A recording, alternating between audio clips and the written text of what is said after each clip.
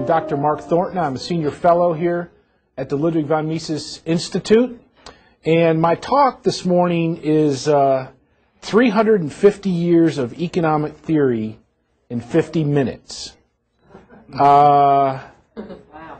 You know, I'd like to tell you about the whole history of economics, how it developed, who were the important contributors and what they did and when they did it, and what their books were, what were their methods and all the debates that have gone on, who made the big mistakes, who were the crooks, who were the villains. But that would take several months to do that, and we might hit a few low points along the way. So the question is, what can we do in our time here? Well, usually people want economists to tell them how to make money, right? And so that's one of the things we're going to do, is I'm going to show you how money is made. And I'm talking about lots of money, okay, not just a little bit of money. We're going to give away a little bit of money here today, but we're going to be talking more or less, the important thing is really big sums of money, okay? And I'm going to show you how to become an economist in 5 minutes. But before I do that, I want to give you an idea of what the Austrian School of Economics is all about and how does it compare to other schools of economics, and to try to simplify that down to the very basics of economic points of view, because there is a very distinctiveness to the Austrian school. So we're going to look at two views of money in economics. On the one hand, you have the Austrian School of Economics, which teaches about the market economy. On the other hand, you have what you could generally call the statists.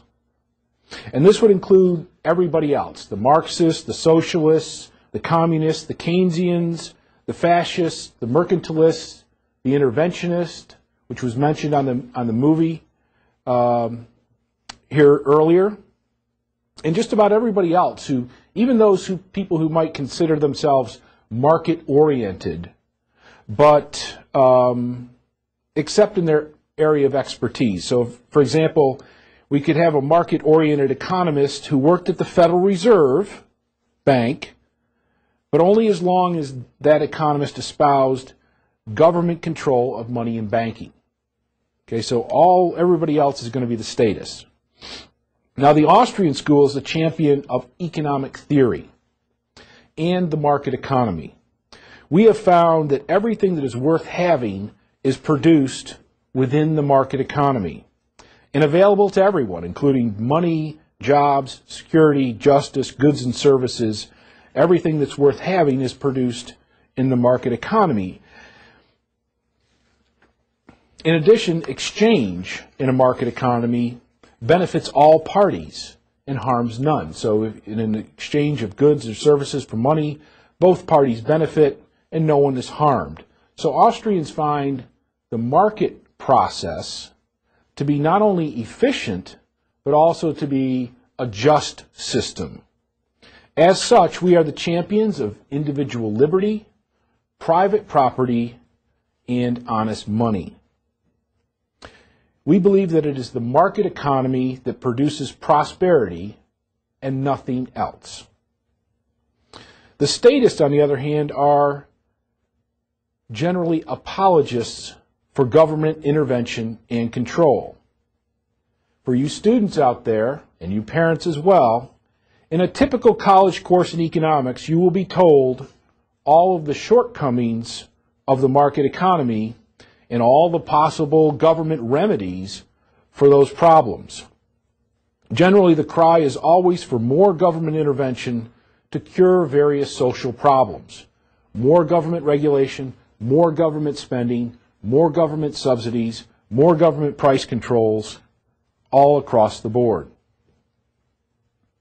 Austrian economists have shown that the social problems that the statists talk about are actually caused by prior government interventions into the economy and cannot be cured with more government intervention. The bigger and more powerful government becomes, the less prosperous the people become. Poverty, unemployment, and inflation do appear in the economy, right? These problems actually appear. People lose their jobs. People have to pay higher prices. People become poor or displaced or homeless, seemingly or appearingly in the market economy. But all of these problems are caused by government interventions that we don't necessarily see, and not the marketplace. Many of you are being homeschooled because of how bad public schools have become. Actually, when government schools were first introduced more than a century ago in the United States, they really weren't that bad. They were thought of very highly, mostly because they were based on schools that had already appeared in the marketplace, so that government was just basically mimicking what people had been doing voluntarily. However, 100 years of government intervention and ever-increasing control over government schools have made these government schools more about indoctrination and very little about education. That's basically the problem. You look back in history, and people thought very highly of public schools at one time. That's no longer the case as the homeschool movement grows ever and ever larger. The Austrian economists are like David, where the statist economists are like Goliath. They are much bigger, they are much stronger, and they control powerful government bureaucracies like the Federal Reserve System. They control all the prestigious economics departments. You might be taken aback by the fact that one of the most market-oriented economics departments in the United States is actually Harvard University. The statist economists also control all the important journalistic posts in the nation. However, like David, we do have a special weapon, and it's called the truth, and we regularly use it to bop the statists in the head in the hopes of knocking some sense into them. Now, before going on to showing you what it is to become an economist, I'd like to share with you a little bit about my personal journey through Austrian economics, because when I went to college, I found Austrian economics independently of the curriculum, and I said, I want to go into graduate school and learn more about Austrian economics. So I searched all over the world, all over the country, and there weren't any programs in Austrian economics, period. The only place where Austrian economics had a following was here at Auburn University.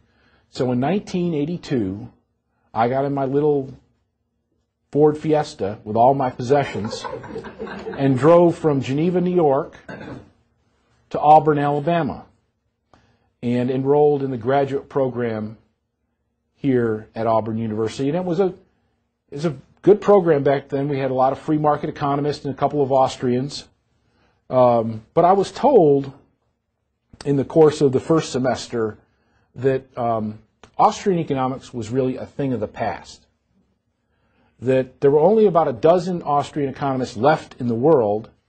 Half of those were already retired, and the other 6 weren't at prestigious economics departments with graduate degrees. And if there's no Austrians working at PhD granting institutions, then that means there's not going to be any more Austrian PhDs.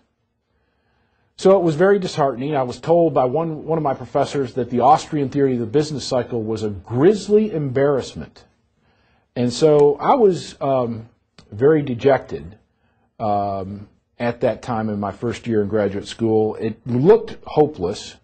The government was growing ever bigger and ever more powerful, and this thing that I thought might be able to save us, Austrian economics, was on its way out. It was a thing of the past. And so I had basically decided to drop out of graduate school, and I almost didn't show up for one of my final exams, but But fortunately I did. It was an econometrics exam, and I didn't do quite as well as I had hoped to do. But shortly thereafter I found out that the Ludwig von Mises Institute was coming to Auburn University, that they were going to be on campus, that they were going to be providing seminars, publishing Austrian economics, and they were going to give me a fellowship to stay in graduate school and study in Austrian economics. And I thought, wow, this is a pretty good turnaround. It certainly made my day. So Lou Rockwell, Marty Rockwell, and Pat Barnett showed up a couple months later, and I helped them move the boxes in. And the Mises Institute at that time, in 1983, consisted of a room that was about this big over to that wall and from here to there. We had a table, 4 chairs, I think, and an IBM electric typewriter. And that was it. So you can see, and you're going to see this afternoon, how much bigger and how much more effective the Institute has become over the last 25 years. A couple of things that Mr. Tucker didn't point out was that our webpage now is the most visited, most trafficked, most downloaded economic webpage in the world.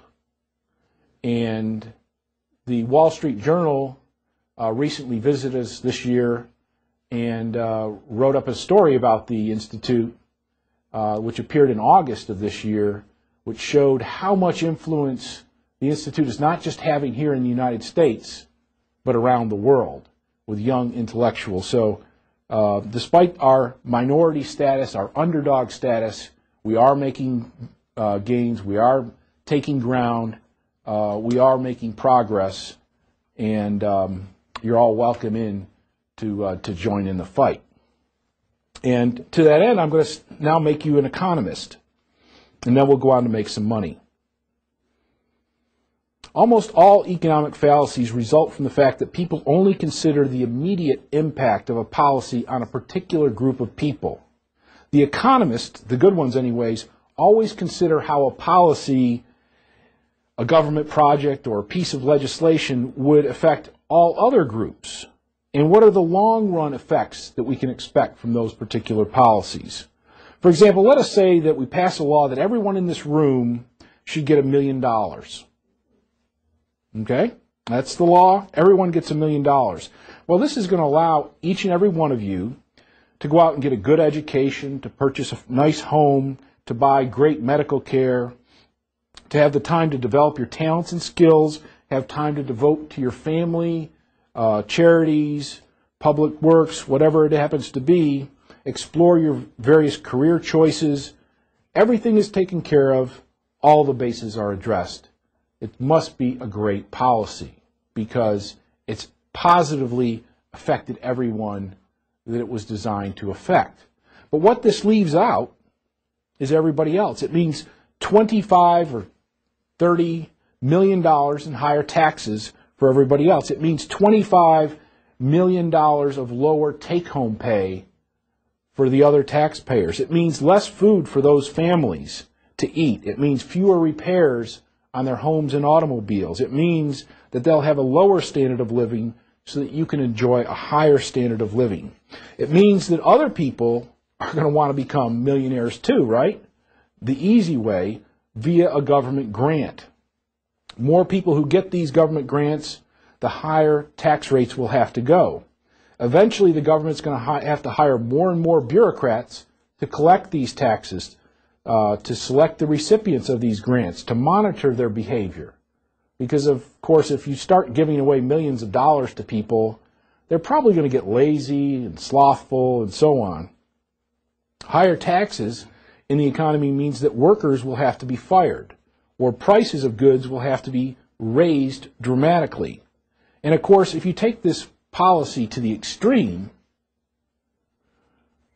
it gets absurd, right? We couldn't give everybody in the economy $1 million and just let them stand back and spend the money. I mean, somebody's got to do the work. Somebody's got to produce those goods. So, that's right. Yes. Yeah, exactly. Exactly. When you understand economics, you'll understand why it is the case that everything the government attempts to do ultimately backfires.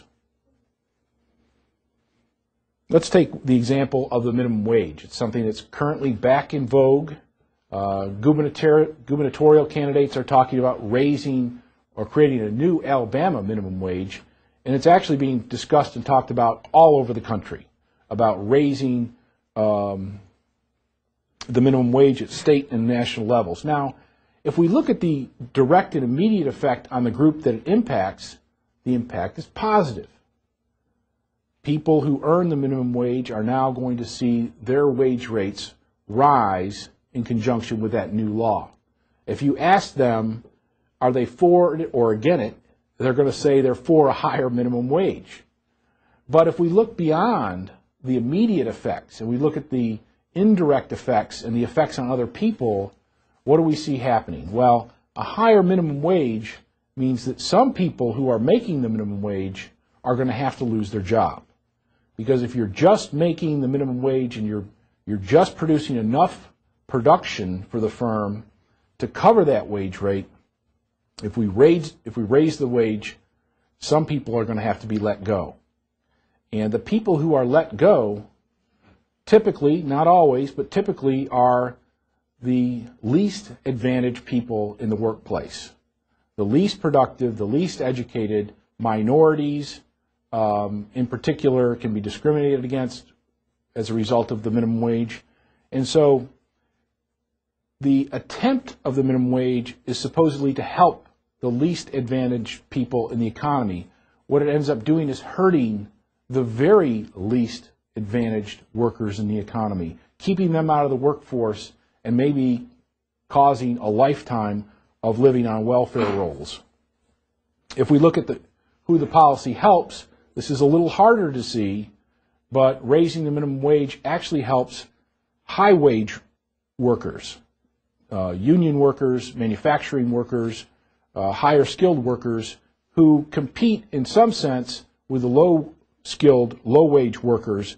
And when we raise the wages of the low-skilled workers, that creates more demand for the high-skilled workers. So we find that unions are actually one of the biggest proponents of higher minimum wages. So it actually ends up helping some of the highest paid workers.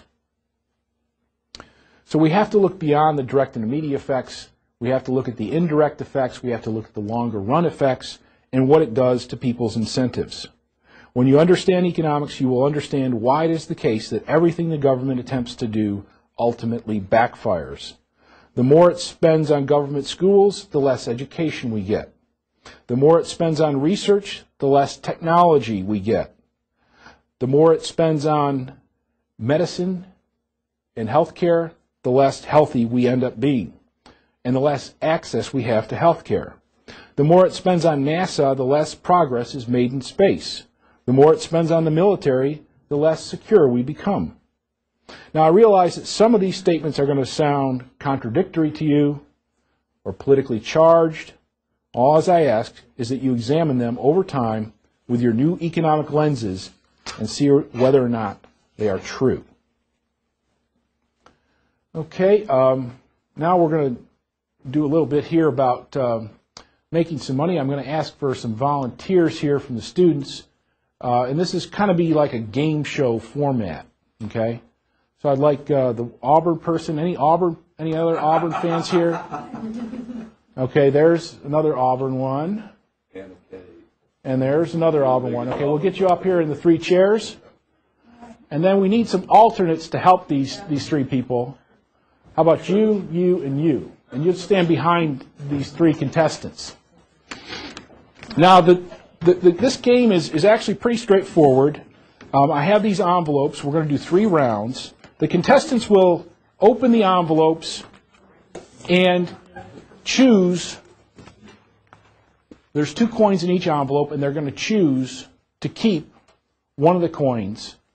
And whoever ends up with the most money at the end of 3 rounds is going to pick from envelope number 1 or number 2 or number 3 It's a little prize that's attached to the game, okay? So whoever ends up with the most value here after the 3 rounds is going to be the winner. Okay, so you're contestant number 1, round number 1. You just open up that, and you choose one of the 2 coins that are in the envelope. And they're American coins. There's no, you can just rip them open. And whatever coin you don't want, you'll hand to your alternate behind you.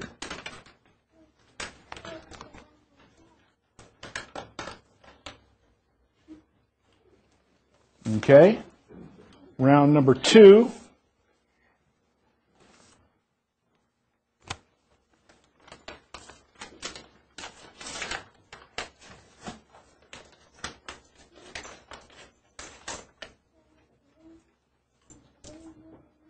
Yeah, you keep 1 coin from each round. You don't go in between rounds there, okay?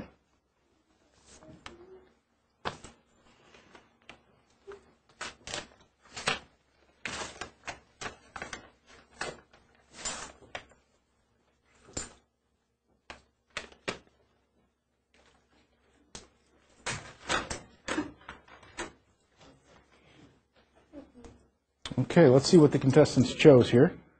You've got $1.25,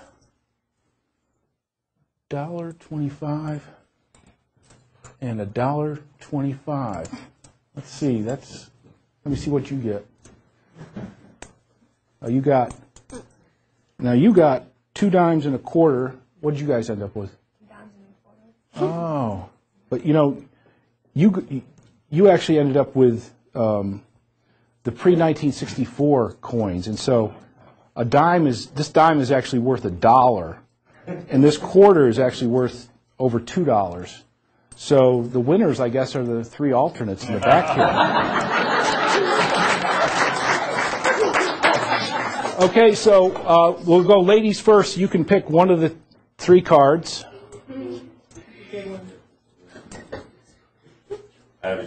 Just pick one. Okay, and you guys fight over the other 2.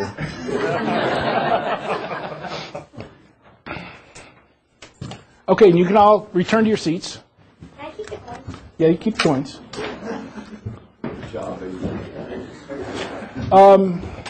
So yeah, the 1964 silver dime is now worth almost $1.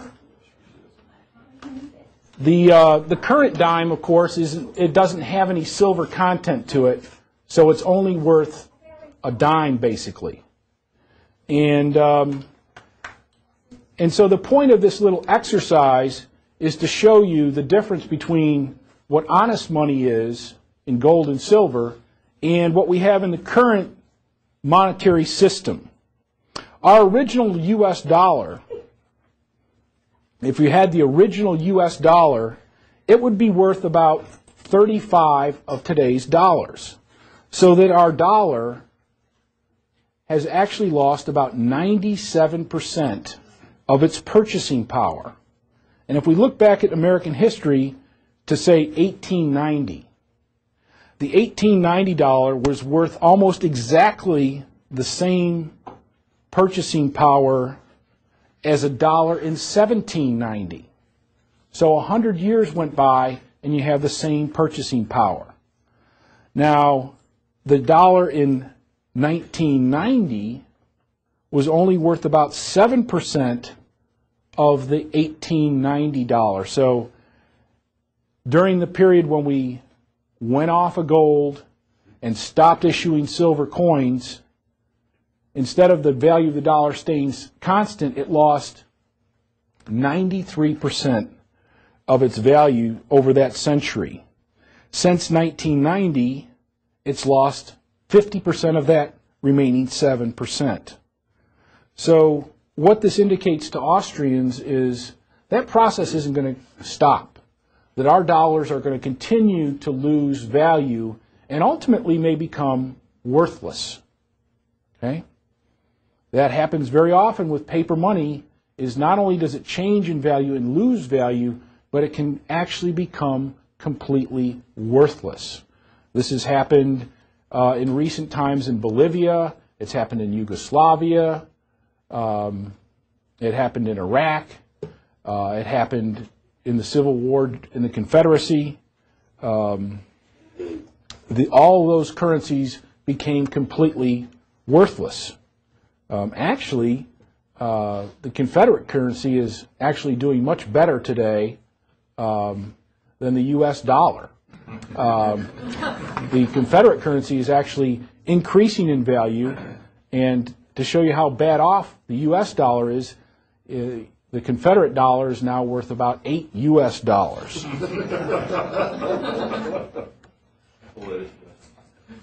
Now, when you look at higher prices, it's very important to look at them with an economist's eye.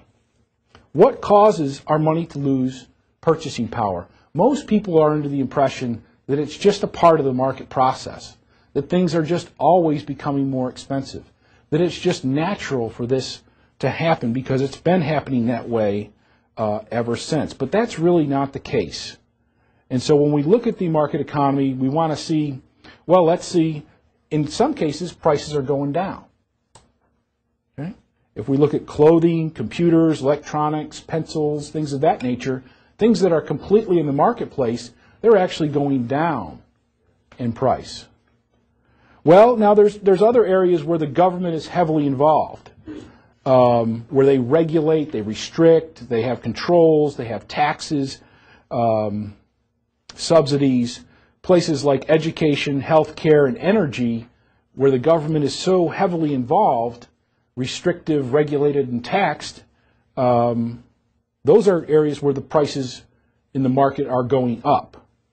And then there's other areas where the government is completely in charge, things like postage stamps, space shuttle missions, and prisons, where prices are skyrocketing across the board.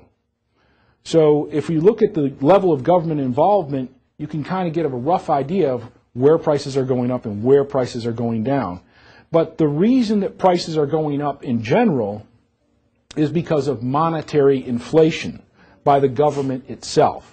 They're creating more money, and when you get too much money in the economy, prices are going to rise overall.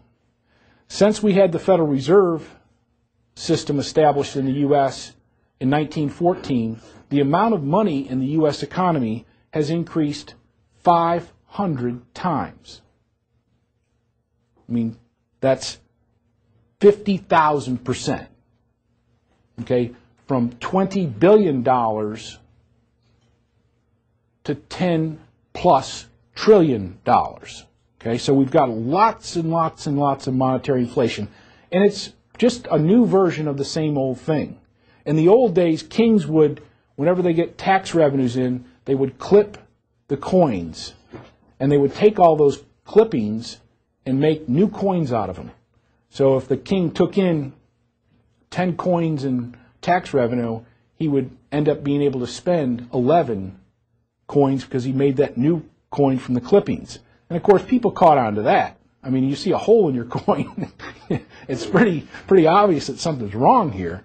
And so what the king would do after that was they started shaving the outside of coins. So you just take a little shavings from around the outside of the coin, not the flat part, but the rounded part. And then you take those shavings and make new coins so the government would have more money to spend. And if you look at our modern coins, you'll notice they have a very rough edge to them. Well, we don't really need that anymore because nobody's interested in scraping these things. But the reason that rough edge is there is to prove that the coin is relatively whole and hasn't been shaved. Okay, then paper money comes into prominence during the American Revolution and, of course, the Civil War. And now paper money inflation has been institutionalized since 1914 with the establishment of the Federal Reserve banking system. Gold was taken out of circulation in the Great Depression. Silver was taken out of circulation in the mid-1960s. And the gold window, where our central bank would exchange gold with other central banks, was closed in 1971. And we've been on a fiat paper monetary system that is completely unbacked and is completely disconnected from any kind of gold or silver backing. Okay, we are on a monetary system by law. Okay, we are required to pay our taxes with this paper money. We are required to accept this paper money for any kind of debts, public or private. This is something we're being forced to use, and that's why we still use it. So we have a fiat paper monetary system. We also have a banking system that is highly leveraged and highly regulated as well.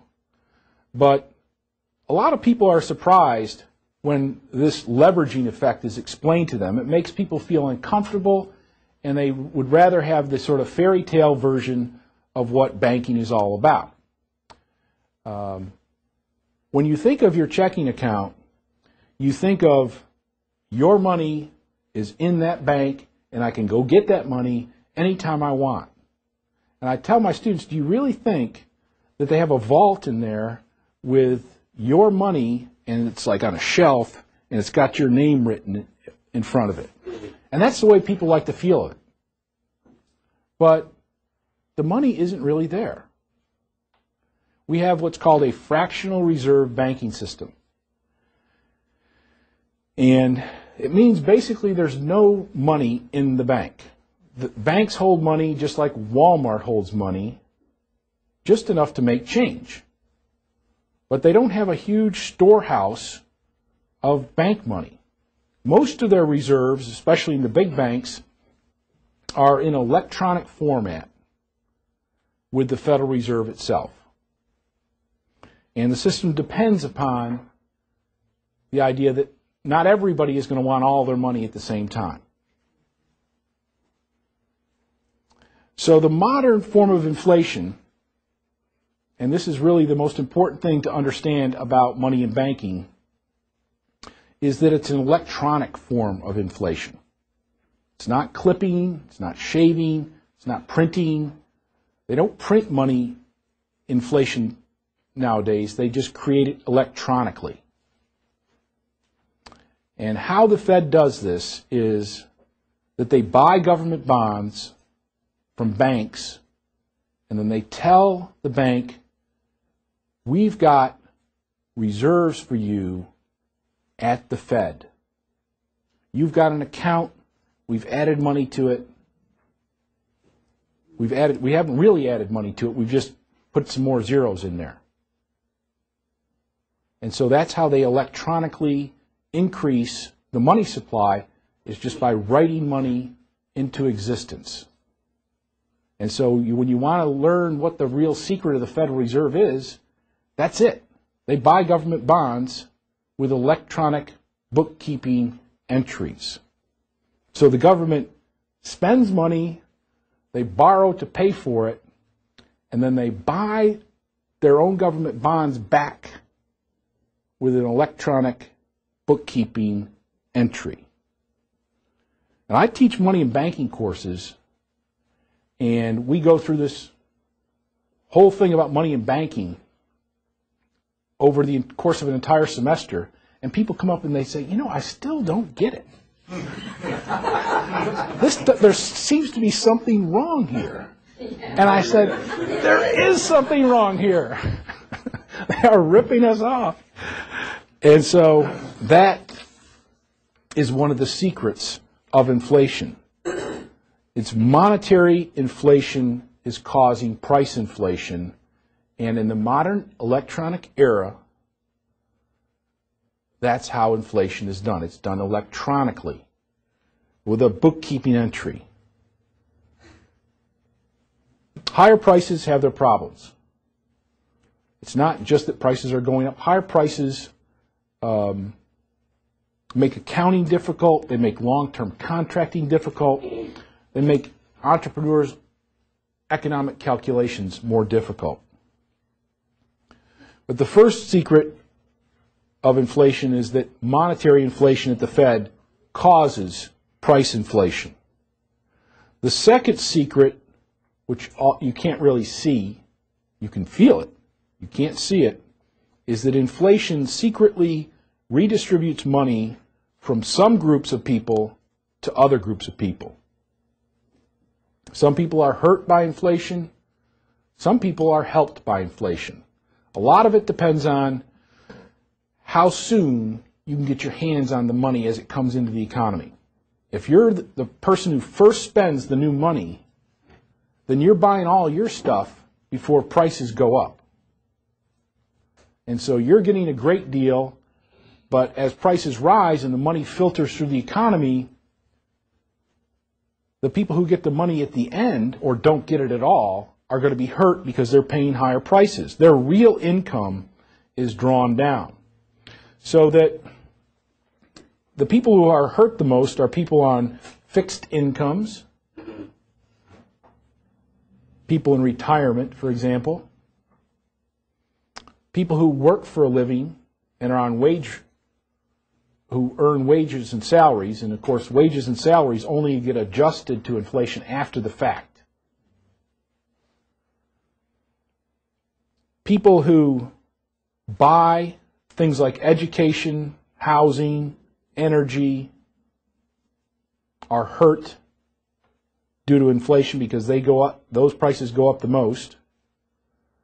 Who does it help? Well, people who sell housing, energy, and healthcare, education, those areas, they tend to get the money before everybody else. And the biggest beneficiary is government itself. I mean, if you can borrow money and then pay for it electronically in this mysterious way, it's really great for them. I mean, they've got trillions of dollars of debt, and every time those dollars devalue, go down in value, it makes their debt easier to pay off. So the second secret of inflation is that it redistributes money away from some groups and helps other groups, primarily government. The third secret of inflation is that monetary inflation causes the booms and busts of the business cycle. Everybody loves the boom and doesn't think it's a problem. Everybody hates the bust and thinks it's a complete mystery. Austrians view it as when the Fed gets active in increasing the money supply and lowering interest rates, they cause a boom. That boom causes a lot of misallocations in the economy, which eventually have to resurface as bad investments. And right now we're in a cycle where we've seen a lot of investment in housing, a lot of new home construction, in development during a period of low interest rates that existed over the last several years. And in some places in the economy, there's been too many houses built. There's been too many second homes. There's been too much mortgage debt that has occurred within the American economy and around the world, as a matter of fact, in some places. And eventually, the bust is going to occur. The downfall of the business cycle is going to, the contraction phase of the business cycle is going to set in. And some of those bad investments are going to come to the surface in the form of bankruptcies and unemployment. Hopefully it won't be too severe. There have been housing bubbles in the past which haven't resulted in severe contractions because of the nature of housing being a consumption good for many people. So we've analyzed all the major stock market and business cycle changes over the 20th century and have found that this theory holds up very well in explaining the Great Depression, the tech stock bubble of the 1990s, the Japanese stock bubble, the housing bubble, and other changes in the economy. And so the third secret of inflation is that monetary inflation is the cause of the business cycle. And with that, I think I'll stop, and if we have any questions, I can answer a few questions, and then we'll break for lunch. Yes? The people that are heavily invested in this, keeping the system going, do they believe one thing and talk another, or for the purpose of continuing their good deal, or do they actually buy into what they're doing and what they're telling the general population? I think both. For example, Alan Greenspan, who was the chairman of the Federal Reserve until recently, he knows about Austrian economics. He was a student of economics in the 1960s and attended Mises' seminar and Ayn Rand's philosophy seminar. He wrote that the gold standard is the only appropriate, honest monetary system. And so I think he understood it very well. And that listening or reading him was always misleading because I think he knew the truth but was telling a story to try to keep markets settled. And it was interesting, in his last year as chairman of the Fed, he said that, first of all, he said there's no housing bubble. And then he said, well, there is a housing bubble, but it's a good thing because people are able to take equity out of their house and mortgage and spend it into the economy. And then he said that he didn't think that the housing bubble would be a problem. And then his first speech after leaving office, he said, the housing bubble is over and prices are never going to go down. So I get the sense that he understands Austrian theory, but that he was trying to mislead people. Others, I think, believe the story and believe it rather convincingly. The deal with being a statist economist is that it's lucrative in the sense that there are plenty of jobs in government and the Federal Reserve. If you buy the party line and you do what's expected of you, you can imagine being an economist working for the government. I mean, it'd be like, how tough is that? But do you see that as being the next bubble, that because they've run out of places to go in the true economy, that they have to keep things afloat, they have to forge their own. So they will actually, the government will be the next, bubble. Yeah, what comes out of this is hard to tell. I mean, they do go through periods where they say, okay, let's let all this nasty business occur. And other points, because maybe election is coming up, they'll say, we got to continue this on until after the election. So very often what you do is you think of the Fed behavior in terms of elections. So I expect them not to raise interest rates until after the election. And even then they might not do it, but I certainly don't believe they're going to do it before the next election. They might do it the meeting subsequent after the 2008 election. Yeah. No, this one right here. Yeah, that they're going to keep interest rates where they are until at least after the election. So that's another sort of timing factor that you want to look for, is the Fed is considered independent and scientific, but it bends to political pressure, for sure. If it doesn't, Congress would simply, and the President would simply step in there and rewrite the legislation. As it is, being semi-independent is good for their image. And Bernanke will want to demonstrate his independence and his toughness in the first couple of years of his administration. So look for those things in particular. 17 increases since he took office. That, yeah, well, Greenspan started the increases. Bernanke was there on the board as well. And Bernanke allowed a couple of more increases to go into effect before he stopped the increases. He wanted to stop those increases going into the election because it was already starting to have a noticeable effect on people's adjustable rate mortgages and things of that nature. So they wanted to let off a little steam there. We'll have to see what happens after the election. Wasn't their last meeting just a couple of days ago? That's right. I didn't hear what they didn't do. They didn't do anything. So. Is the gold standard gone? Is there any hubbub about?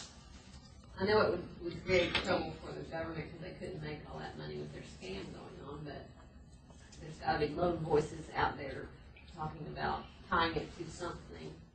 Oh, absolutely. I mean, I think that gold has become a hot topic of conversation because of what's happened in the gold market over the last couple of years. And I think the momentum will depend a lot upon what's going on in the gold market and hopefully political change as well. The United States could start a return movement to the real gold standard just by our independent, without having any kind of international agreements. If we went on the gold standard, it would more or less force our trading partners and ultimately the whole world back onto the gold standard. But who knows? Those kind of ideological changes, and that's what it really is we've got to get people to think right before they do right. And some of the good thinking in the world is not necessarily going on just in the United States. It's going on elsewhere. And so maybe that movement may emerge from some unforeseen place elsewhere. Have you heard any talk about some of the Middle Eastern countries that we buy oil from beginning to mention the idea of being paid in some form of gold or gold certificate because they understand the devaluation of the dollar? Well, one of the things you want to understand is that the U.S. dollar is a world reserve currency, which means a lot of these other central banks hold dollars as part of their reserves. And so if the dollar's going down, they're losing money. And so there has been talk about selling oil in terms of euros rather than just dollars, of exchanges trading oil in euros and other currencies, as well as gold. I mean, the people of the Middle East, the peoples of the Middle East, the peoples of South Asia, India, China, Southeast Asia, these are people who know the ravages of inflation historically. I mean, for hundreds and hundreds of years, and they keep their wealth not in terms of the local currency, but in terms of gold, of simple gold jewelry. And they wear, they just keep on putting more and more necklaces, more and more rings and bracelets, and they wear their wealth around with them. They just keep on buying more gold jewelry. And so these sorts of notions about the honesty, the validity, and the soundness of gold and silver in these other countries is much more systemic than it is here in the United States anymore. And so we very well, if we went through a tough world depression or hyperinflation, we very well might end up with metallic monies in some of these other countries around the world. Is there you can talk about things going on in other parts of the world. Is there a model currently operating in each country of a semi or completely honest system? No, there's not. There is not. There's a nominal gold backing to the Swiss franc, but it's just a token remuneration or foundation for the value of that money. In other words, if you wanted the gold value, you'd be losing money. So there's no system in place. There's only theory in place. If we were to go to the gold standard, how much money would exist? I mean, how much gold does the government have? Do they have any? Well, we don't know how much they have. They supposedly have quite a bit. Well, nobody has. The Federal Reserve has a lot of gold. All the central banks around the world hold a lot of gold. We haven't lost gold in circulation. There's more gold right now than there's ever existed in the history of the world. There's a huge amount of silver. There's a lot of discoveries out there that could be further exploited. So I don't really worry about there being enough money. As far as Austrians are concerned, whatever the amount is, it could serve as a monetary system. It would just be a different level. And the only problem is the temporary problem of reaching that level. But I think that there's enough gold and silver out there to create a worldwide monetary system without any trouble whatsoever. Is there any other country that, by law, stopped the purchase of gold like the United States did after the Depression? You know, that's a good question. I would expect there to be other countries, but I've never heard one way or the other. A lot of countries actually went off the gold standard altogether during the Great Depression. But the United States is the only one that I know of that actually said people aren't allowed to own gold and you have to sell it to the government. It's interesting, the Federal Reserve, from their impact to the Depression, and then the actually stopping the ability to hold it, was almost though it threatened them in their ideology that they were trying to promote. Yeah, it's like the whole world doesn't realize that the Fed actually came into existence well before the Great Depression, and they actually tripled the money supply between 1914 and 1929. It was the biggest, one of the biggest increases outside of war that ever, well, actually part of it was war, but it was a huge increase during that period of time, and everybody thinks, well, that was the market economy, and it really wasn't. That's right. We had gone through the progressive era, and the United States had been changed dramatically. You kind of touched on taxes as far as supporting different things. I know over in several European countries they're doing a fair tax. Mm-hmm. And I was wondering if you know any information as far as how that's being pursued here or not being pursued. I know they've got a website for fair tax. Yeah, there's a lot of movements to change the tax code, the way we tax things. Going to a national sales tax, going to a flat tax, going to the fair tax. There's a lot of suggestions. Yeah, that's the one I like, is the no tax argument. But one thing I think that these movements do highlight is that people are upset about taxes.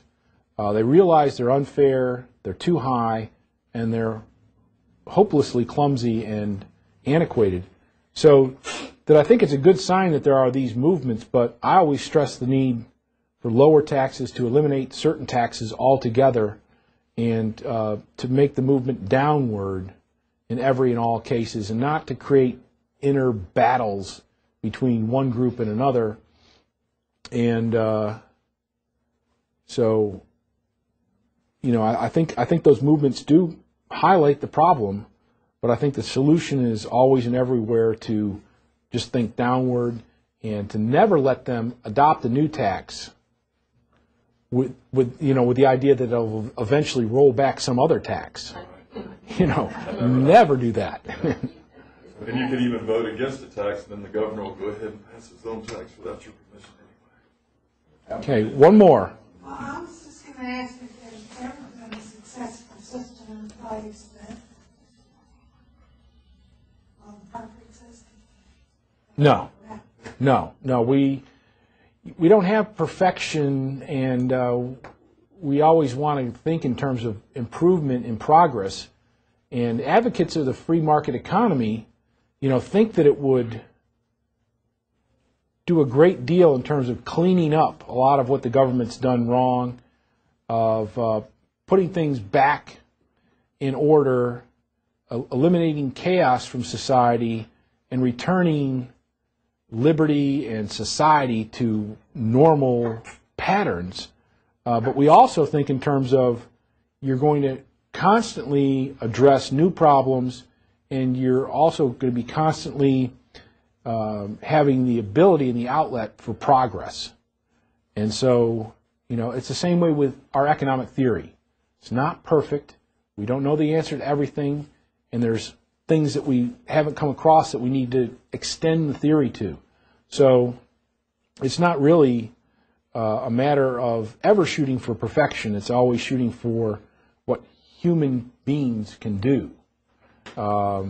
And the basic answer is we can do a whole heck of a lot if we're allowed to do it in the absence of government intervention. Well, thank you very much for your attention. You're all great contestants here this morning, and it is now lunchtime.